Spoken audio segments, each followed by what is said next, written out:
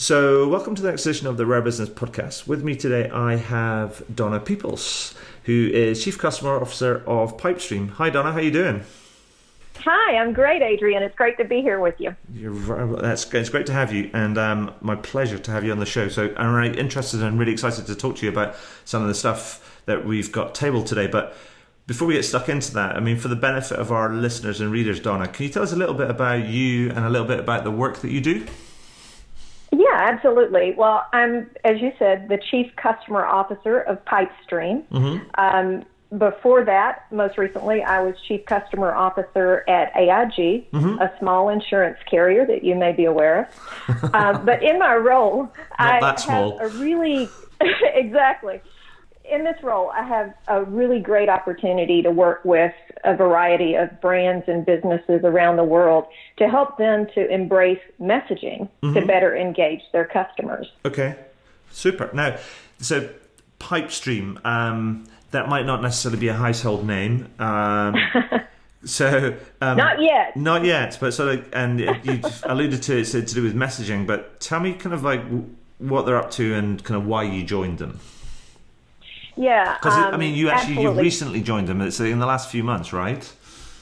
Correct. In fact, I encountered them at a conference that I was speaking at, and when I was, at AIG, I felt like I had met every vendor on the planet that could solve everything that ailed me.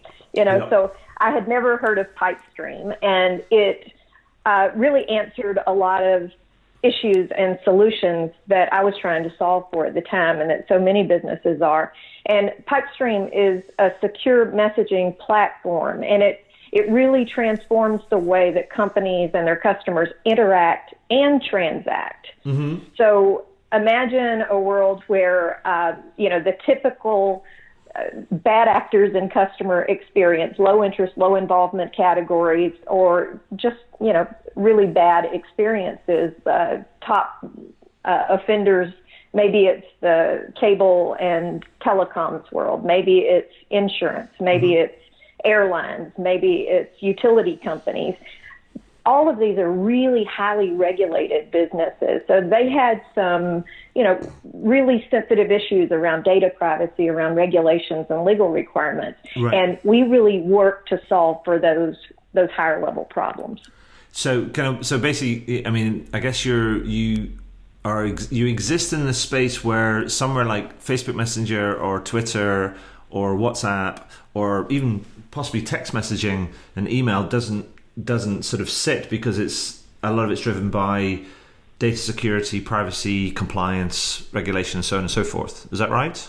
You absolutely got it right. Okay. Yeah, there was nothing really out there that I would have been able to use in highly regulated environments where I've worked, not only insurance but in public utilities. So this really solves for those issues. It's a way that brands can communicate, and again, not just a chat, it's actually a transactional application. So when you think about, making payments, or if you're in insurance, quote to bind, or tracking your claim, rich media can be transferred, appointments can be made, just all kinds of different capabilities that Pipestream brings to these businesses that have been constrained by the environments in which they have to operate.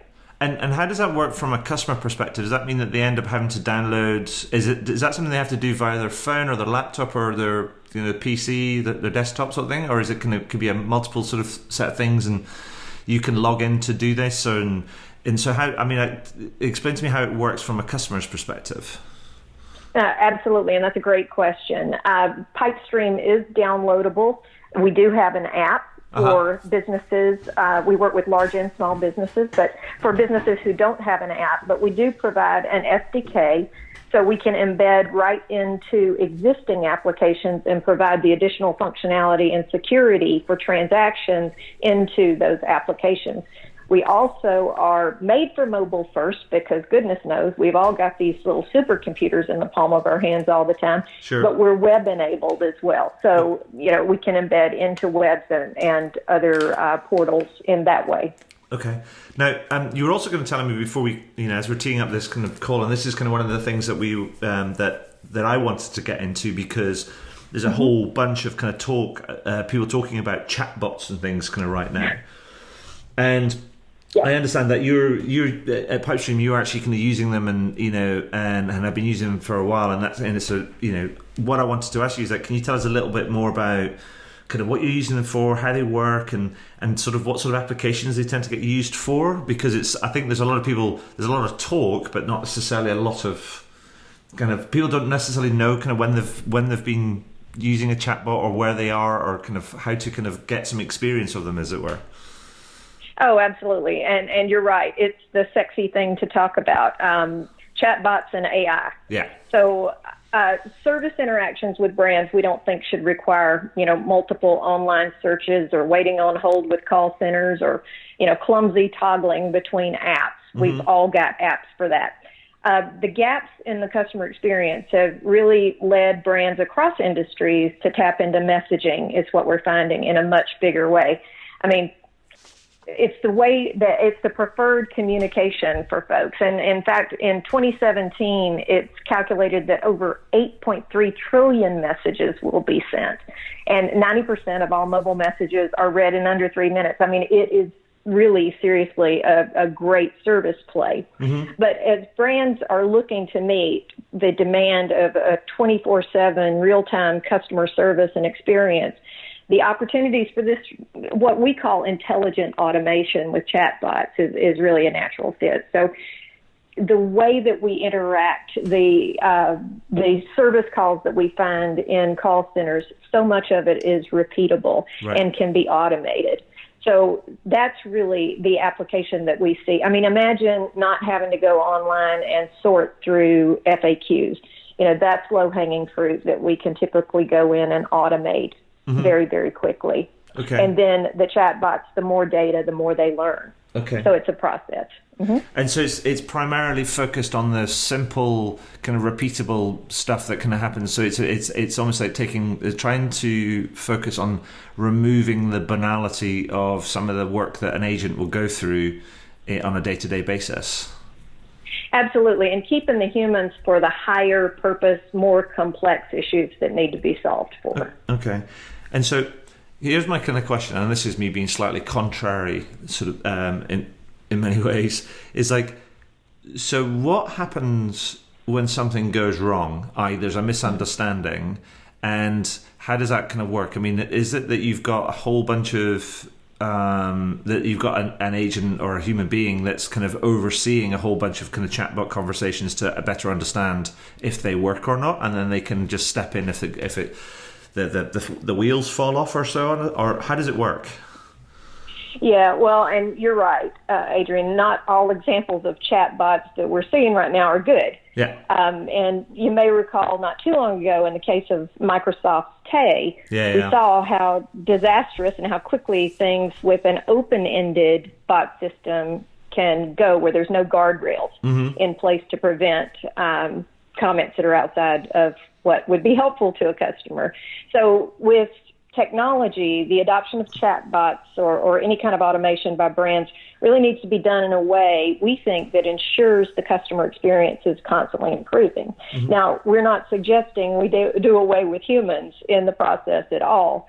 It's very important that we maintain the human element, and personalization through digitization is an important concept. So in addition to having, dedicated staff that is available to message with customers and talk with them in response to any kind of questions outside the scope of what the bot is designed purposefully to handle, companies, we think, really do need to think about how they're improving the overall service or, buying experience for the customer. So we've developed at Pipestream a proprietary artificial intelligence and chatbot system that allows businesses to message, as I said earlier, in a secure way with customers. So it's really, if you can imagine, almost in the beginning, before the chatbots have the opportunity to learn, we look at process flows and we design purposefully, almost like a digitized IVR, so that we have the guardrails in place. And the object of the game is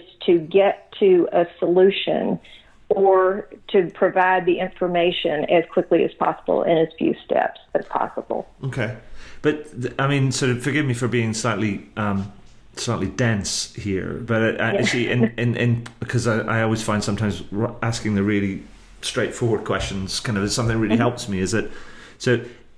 Do you have to go through a whole bunch of simulations so the bot learns or is already kind of primed with a lot of scenarios and situations, so it's prepped, as it were, then it minimizes the risk of failure?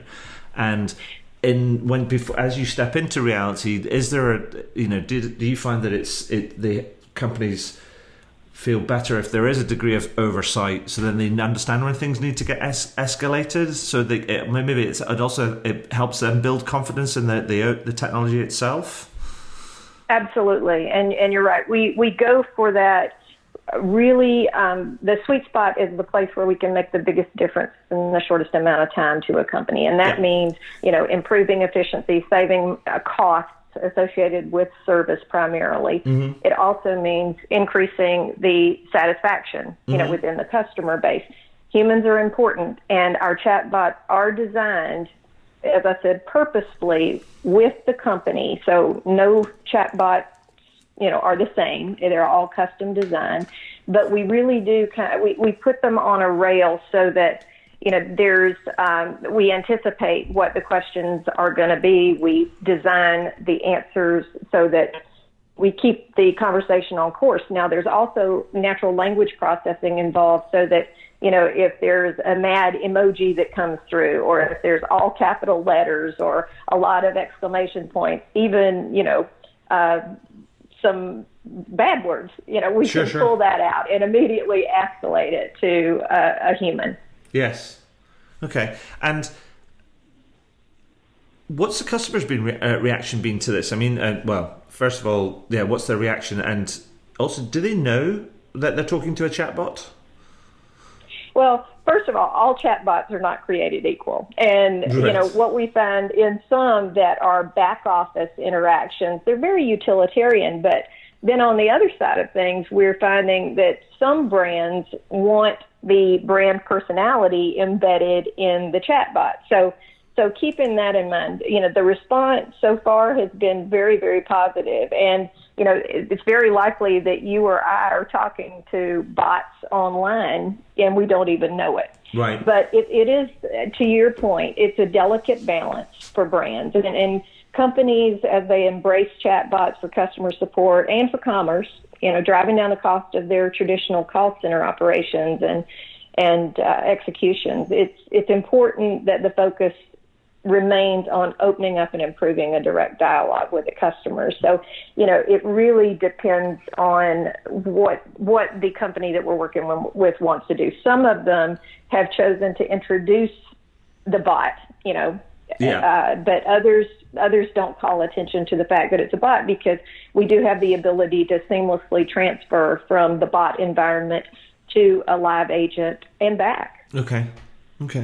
So maybe I can ask you to kind of, Donna, to give me a couple of examples of sort of firms or brands that you are sort of working with, and kind of what they're doing with this, with the messaging kind of platform and the kind of the bots and things to sort of bring it kind of to life, because that's just going to make it a bit more real for our listeners and readers.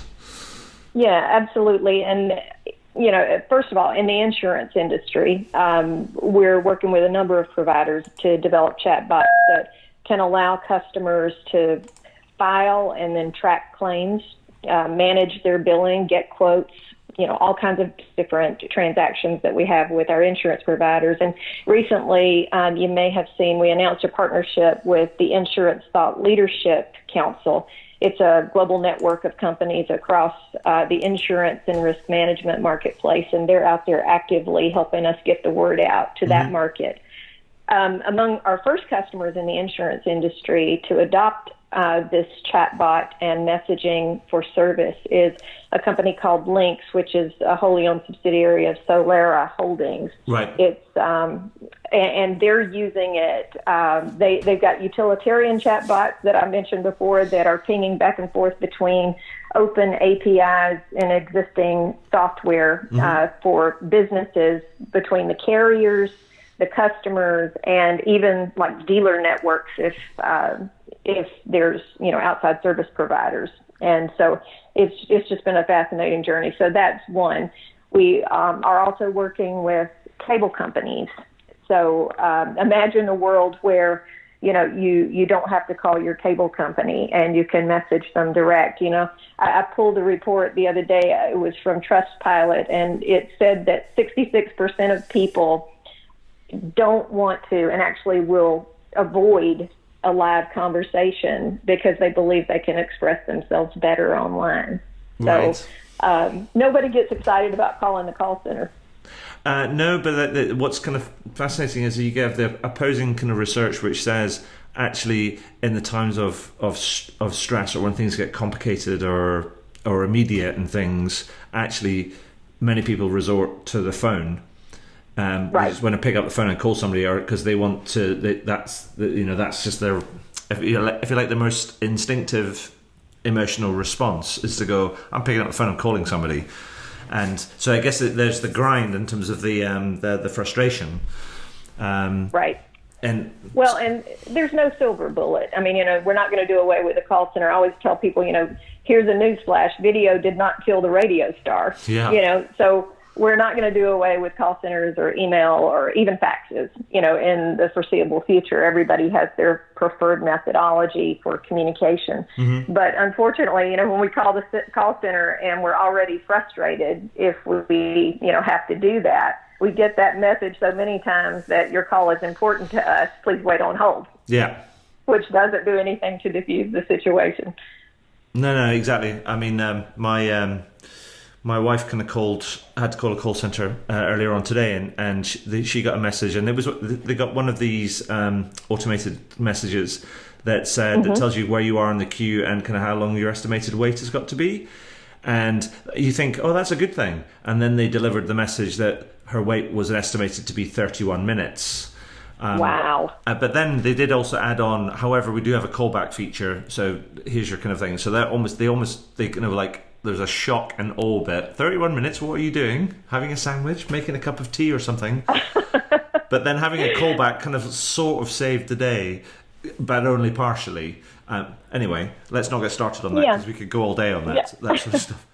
But well, I hope you got to resolution anyway. Yeah, no, they all got sorted. So eventually, but tell me a little bit about the some of those kind of companies, and what are some of the kind of the benefits, the kind of the business kind of benefits they're seeing, because I guess that's particularly poignant kind of right now, relevant right now, not necessarily poignant, mm-hmm. but relevant right now because we're in Q4 of kind of 2016, and a lot of people are thinking about what they're going to do next year, investment, business cases, ROI, all that type of stuff as they make plans to improve their service, move it on, and so on and so forth.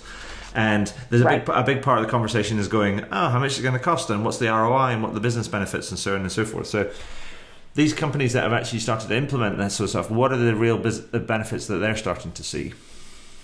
Yeah, well, I mean, it's rare that you find a solution that addresses an improvement in the top line and a management of the middle line. Mm. So, what we're seeing is that the brands who are adopting this type of addition to their service or acquisition mm-hmm. arsenal are seeing an increase in business, either through acquisition of customers, through retention of their existing customers, and a cross-sell, upsell opportunity in a real immediate way through messaging.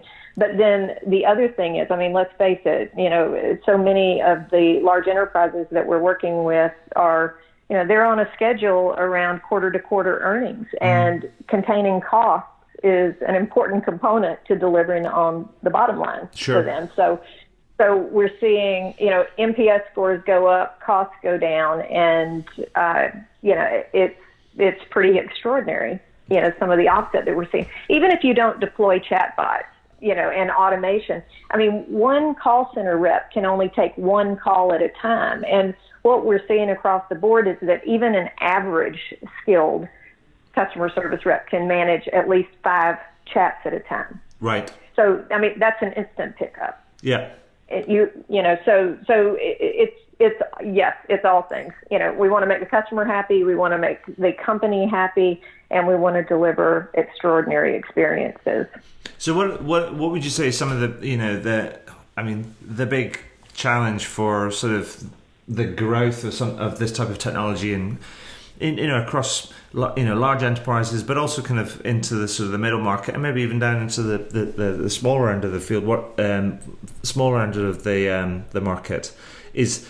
I mean, what are some of the big challenges that you're seeing that some of the hurdles that you've got to get over? Is there a believability factor, or is it a displacement thing, or is it it's just another thing, or what are the big hurdles that you've got to get over to kind of push this forward? Well, I mean, the good news is, everybody texts these days. I have 2 daughters. Yeah. If I want to talk to them, I have to text them. Yeah. I don't know if you have that experience. And, and we've seen demographically that, even the more mature audiences are picking up texting. Maybe it's because grandparents want to talk to their grandchildren. I'm not sure. Yeah. But it doesn't seem to know any bounds. So the good news for us is that, the world is pretty much sold on messaging.